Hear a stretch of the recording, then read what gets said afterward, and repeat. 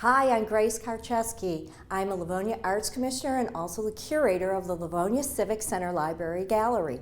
And today we're featuring our artist of the month, and his name is Michael McNamara. So come on in and take a look at his work.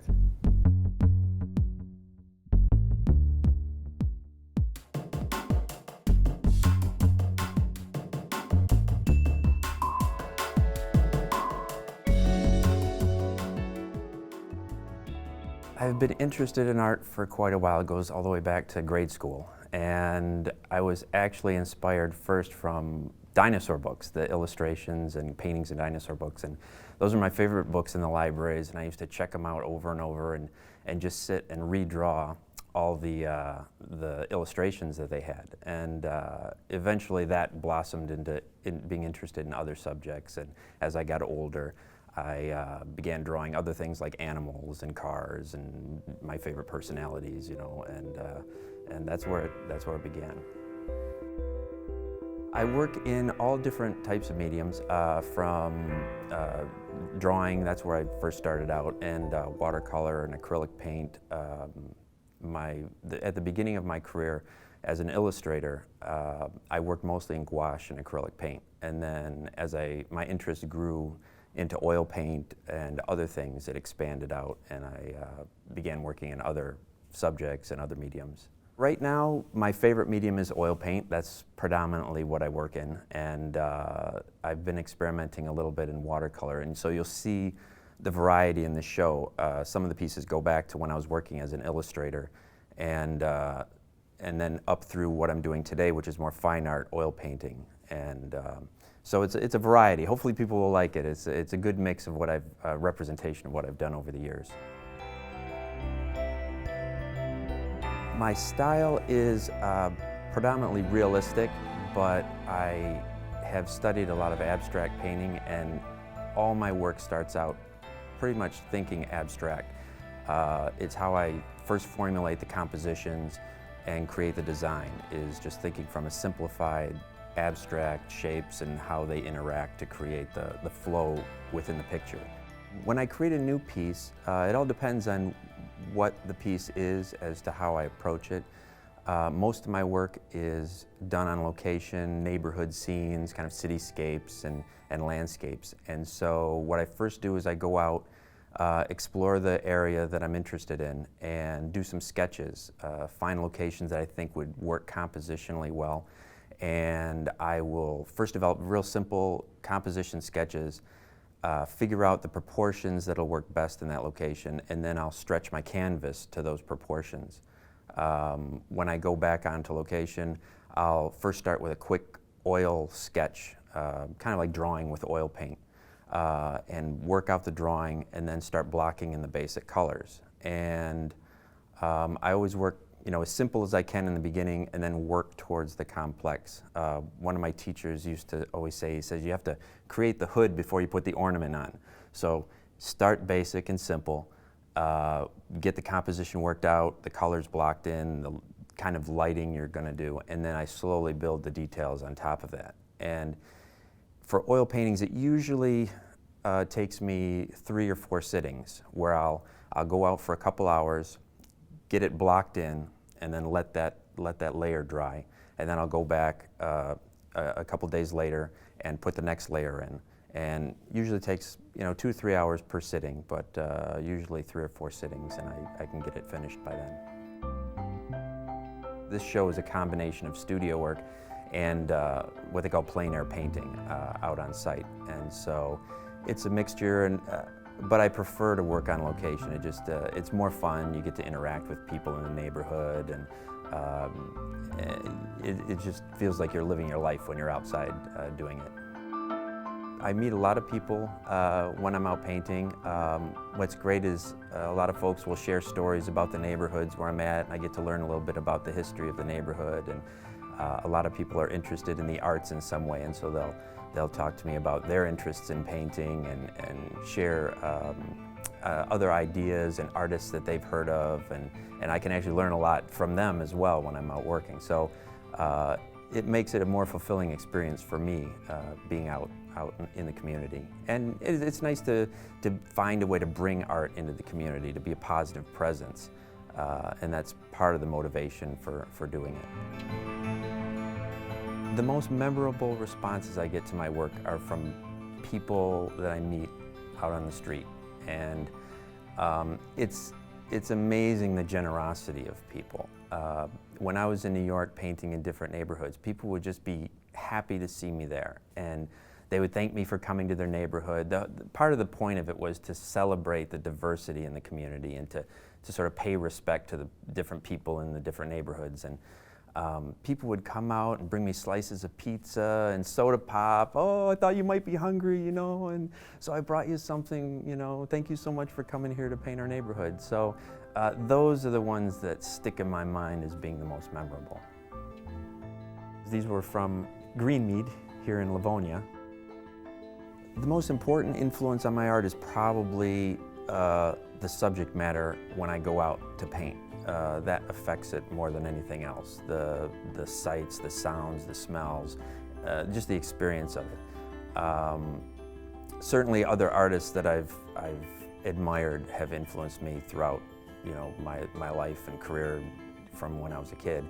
And early on, I loved the work of Andrew Wyeth and Norman Rockwell and N.C. Wyeth, some of the famous illustrators, and that is partly what motivated me to pursue illustration as a career.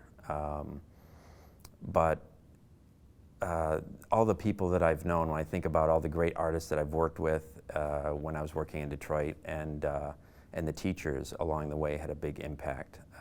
I can remember specifically a turning point in developing as an artist for me was when I was going to school at the Career Center here in Livonia, and I studied under a teacher named Ed Hubert, who was a fantastic teacher, a great guy, great artist, and he gave me some advice. It was really terrific. He said, look, if you're serious about being an artist as a career, you need to be serious about your education, and you really need to get to a good art school because that's going to make all the difference. And it really did. And so for a year I worked at the Career Center on a portfolio just trying to get it ready to submit. I ended up submitting to the Center for Creative Studies, which is now called College of Creative Studies. But you know, that time of just having some direction and focus from someone that knew the business was just a huge help. And we were able to get a portfolio together, and I was able to get a scholarship, which made it affordable. And 3 years later, after I got out of art school, I was right into a job from a contact that I met at school. And all those people that helped along the way, the teachers, the fellow students, you know, it all impacted, you know, how I did my work, how I thought about art, and helped me in the development of my skills and everything. So that was a big part of it. My art has changed over the years as my interests have changed. Early on, when I was focused on being an illustrator, mainly just getting a job and trying to make a living, that was the main motivation. And so it tended to be more commercial oriented. And there was a time that I was really inspired by what the Disney studios were doing with their animation. And so you'll see some examples here in the show that focus on a style that is more animated, cartoon-like, fun, very colorful. And those years when I was working on developing my portfolio to apply to Disney really helped me understand composition and color.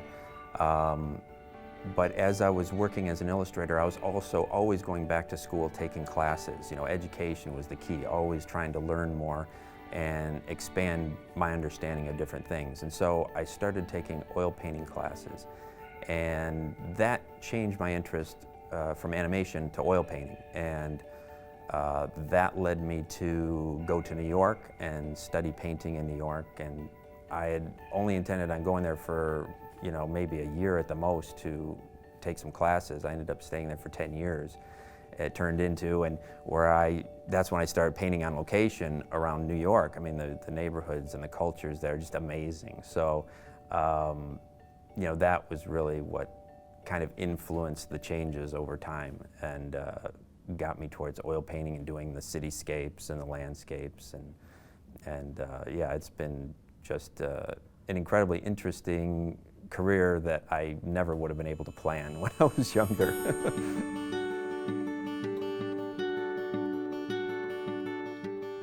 My strength as an artist is probably just from the skills that I've slowly developed over time and working with other artists and just going to museums and studying. Over the years, if you do it long enough, you're going to get good at whatever it is you're doing. So that's been the strength. The weakness is overcoming my own insecurity to take it to the next level or to do more with it. I think a lot of artists have a certain insecurity about their own work. You want it to be the best you can make it, and you're not sure how people will react to it, and over the years you get all kinds of different responses. You know, that was probably the hardest thing for me to do when I started painting on location, was just overcoming the fear of allowing people to watch me paint. And it was hard in the beginning, but fortunately over time it got easier, and now it's not too bad. I get a little nervous from time to time, but for the most part I'm more comfortable with it now. If I had a favorite piece, there are a lot of pieces that I've done that I like, but if I had a favorite, it would probably be the first comprehensive cityscape that I ever did, which was a painting of, it was a night scene of downtown Detroit. I titled it Sleeping City, and it was a winter scene, but it was all warmly lit. And there was some construction vehicles that were in the snow, and the Renaissance Center was in the background. And it's not in this show here this time, it was here last year, but that will always stand out as my favorite because it kind of started me on the path that eventually became, you know, the major direction of my career.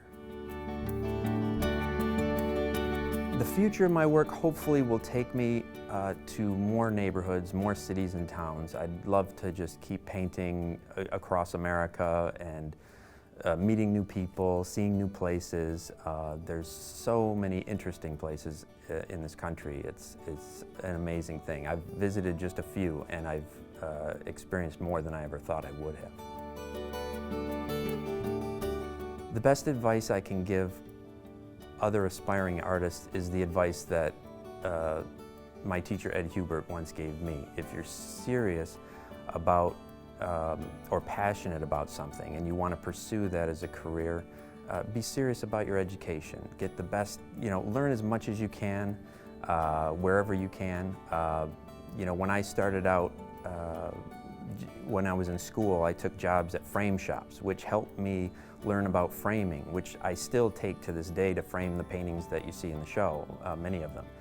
And a lot of times they're stepping stones leading you to your final goal where you want to sort of direct your career and your life.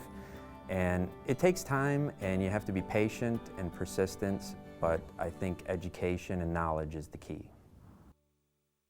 Thanks for visiting with us today, and don't forget to stop by the library gallery and check out Michael's work. I know you'll love it, and it is for sale. Thank you.